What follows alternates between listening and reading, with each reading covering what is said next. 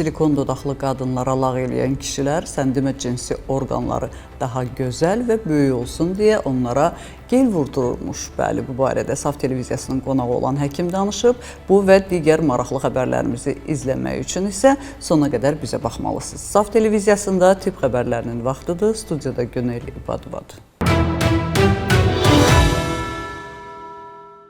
Artıq aylardır ki, ölüm tarixi qovuşur deyirəm, inanmırsınız. Baxın, alimlər daha bir gen tapıblar, hansı ki, yaşlanmağa səbəb olur və onun vasitəsilə heç bir diyetə və yaxud da idmana ehtiyac olmayacaq. İnsan sadəcə olaraq yaşlanmayacaq. Bəli, tənbəllik çox böyük ixtiralar yaratmağa qadirdir. Heç nə eləmədən cavan, gözəl və eyni zamanda uzun ömürlü olmaq mümkün olacaq. Odur ki, bacardığınız qədər yaxın 10 il ərzində həyatınızı qoruyun. Çünki ondan sonra çox güman ki, ölüm tarixi qovuşacaq.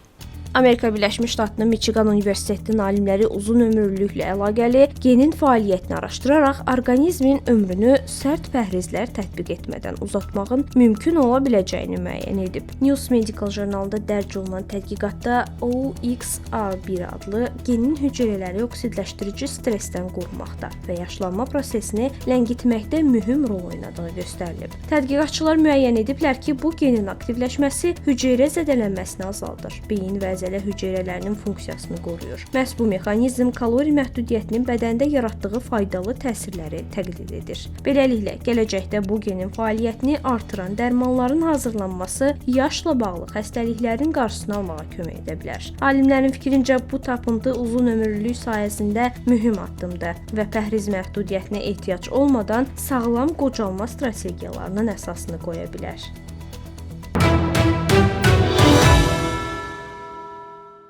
Bəzi alimlər deyirlər ki, az miqdarda şərab xeyirdir. Bəziləri deyirlər ki, 1 qramı belə insan orqanizmini məhv eləyir. Daha bir araşdırmanı diqqətinizə çatdırırıq.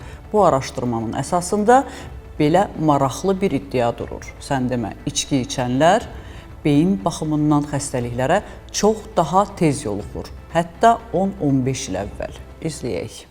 Şərab istifadəsi beyin qanaxması riskini artırır. Yeni tədqiqat göstərir ki, mütəmadi olaraq gündə 3 və ya daha çox spirtli içki qəbul edən insanlar daha az içənlərlə müqayisədə beyin qanaxması tipli insultu 10 il daha erkən keçirlər. Neuroloji jurnalında dərc olunan araşdırma Harvard Universitetinin nevroloqu Dr. Edip Garrell'ın rəhbərliyi ilə aparılıb. Tədqiqat 1600 nəfər üzərində aparılıb və bu şəxslərin orta yaşı 75 olub. Çox içənlərdə insult baş verdiyi zaman 64 yaş göstərib. Bu da digərlərindən 11 il erkəndir. Həmçinin onların beyin qanaxmalarının həcmi 70% daha çox müşahidə edilib. Araşdırmada qeyd olunur ki, bu qrupun qanındakı trombositlərin səviyyəsi aşağı, qan təzyiqi isə yüksək olub. Bu göstəricilər insultun həm ağrılığına, həm də bərpa prosesinə təsir edə bilər. Mütəxəssislər xəbərdarlıq edir ki, alkoqol təkcə insult riskini artırmır, həm də beyindəki kiçik damarların zədələnməsini sürətləndirir. Bu zədələnmələr sonrakı mərhələdə demensiya və digər beyin pozuntularına səbəb ola bilər. Dr. Garrell'ın sözlərinə görə içkinin azaldılması təkcə beyin qanaxmasının qarşısını almaqla kifayətlənmir, həm də beyin damarlarının qocalma prosesini ləngidir.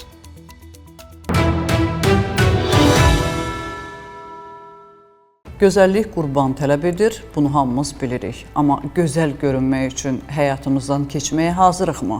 Düşünürəm ki, xanımlar və son zamanlar saçına boya qoyan kişilər də bu xəbərə diqqətlə baxmalıdırlar.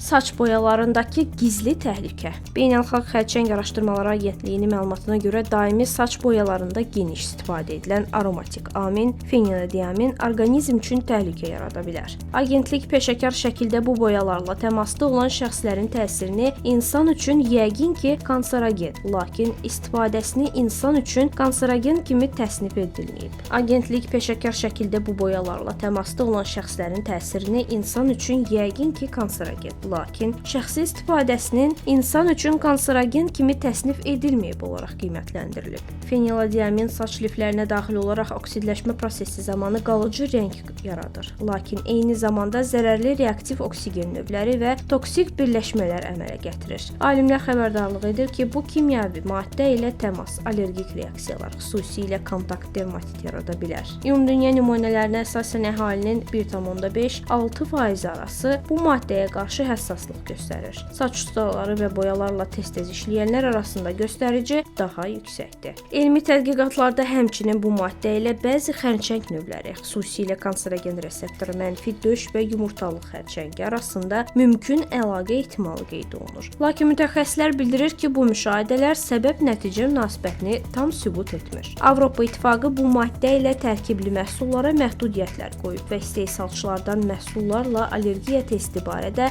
xəbərdarlıq əlavə etməyi tələb edir. Mütəxəssislər istehlakçılara boyanı tətbiq etməzdən 48 saat əvvəl dəri testi keçirməyi və qoruyucu əlcəkdən istifadə etməyi tövsiyə edir.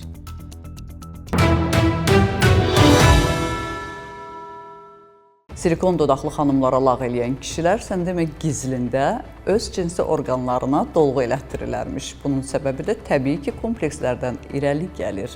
Bu xəbəri oxuyanda ağlıma gələn bir atalar sözü oldu. Gülmə qonşuna, gələr başına. Bəli, təbii ki, kişilərin bu dünyadakı ən yaxın qonşuları biz xanımlarıq. Ona görə biz gözəlləşməyə cəhd eləyirik. Gerisini özünüz baxın.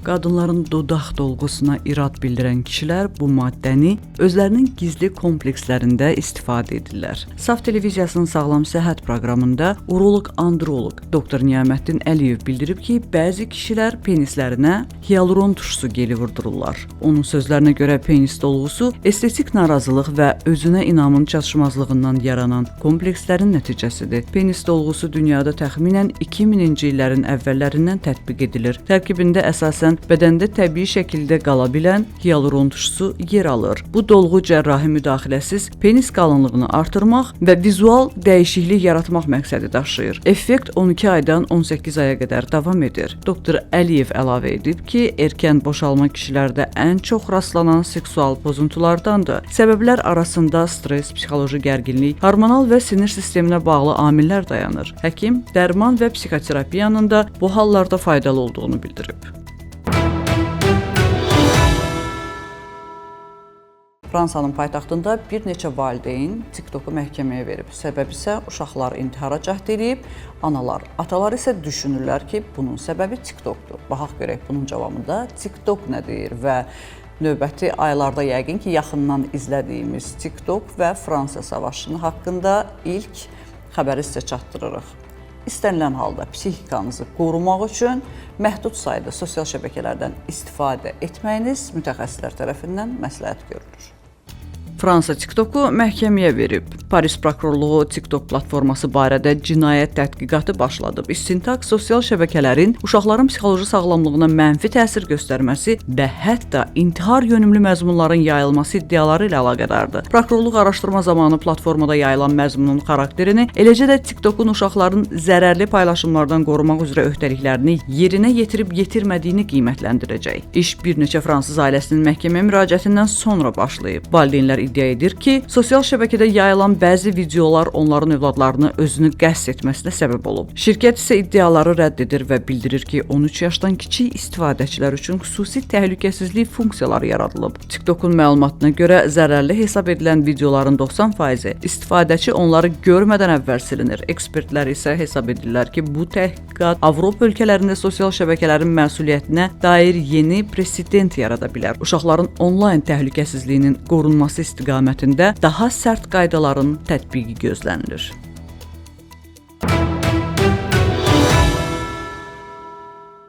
Dünyanın ən nəhəng, ən müasir ağ xalatlılar şəhəri. Çində yerləşən bu xəstəxanada 10.000 xəstə çarpayısı var. Təsəvvür edirsinizmi? Və günə 20.000 adam xəstəxanaya müraciət edir. Bu elə bilin ki, bütöv bir şəhər başqa bir şəhərə müayinəyə gedir kimi bir təəssürat oyadır. Çox maraqlı görüntülər var, müasir robotlar və eyni zamanda xəstəxananın bu başından o biri başına robotlarla hərəkət edən həkimlər. İzləyək.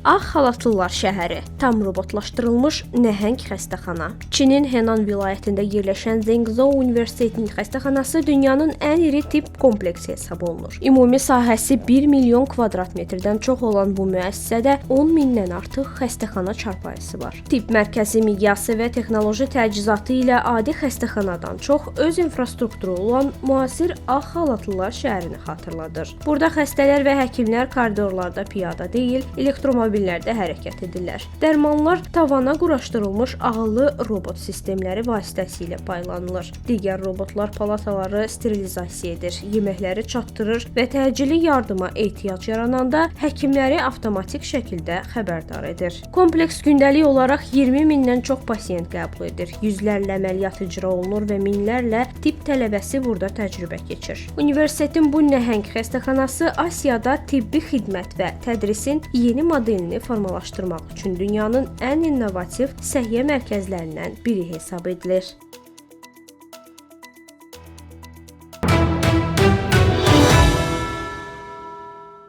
Bugün olan səhiyyə xəbərlərimiz bu qədər. Dünyada və ölkədə baş verən ən vacib tibb xəbərlərini bizdən izləyin. Unutmayın, bilmək hər zaman bir addım öndə olmaq deməkdir. Özünüzü və doğmalarınızı qoruyun. Sağ olun, salamat qalın.